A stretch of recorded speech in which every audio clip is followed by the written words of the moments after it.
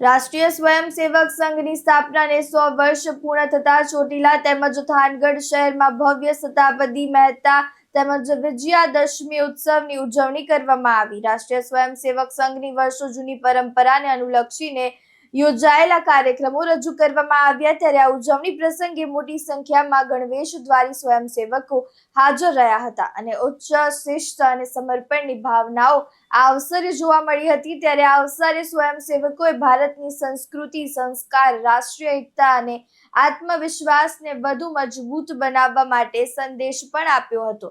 આ શતાબ્દી વર્ષનો ઉત્સવ માત્ર 100 વર્ષની યાત્રાની ઉજવણી પૂરતો સીમિત ન હતો, પરંતુ આવનારી યુવા પેઢીઓ માટે રાષ્ટ્રનું નિર્માણ અને સંસ્કારની ભાવનાઓ બની રહે તેવા પ્રેરક પ્રસંગ બની રહ્યો હતો। આ ઉજવણી પ્રસંગે શસ્ત્રોની પૂજા અર્ચના પણ કરવામાં આવી હતી અને ઉપસ્થિત સ્વયંસેવકોએ સંઘના વિચારધારાને વધુ મજબૂત બનાવવા માટેનો સંકલ્પ લીધો હતો અને ચોટીલા તેમજ થાનગઢ શહેરમાં આવેલા જુદા જુદા વિસ્તારોમાં રેલી સ્વરૂપે લોકો સમક્ષ એકતા દર્શાવવા માટે પ્રયાસરૂપી રેલી યોજવામાં આવી હતી।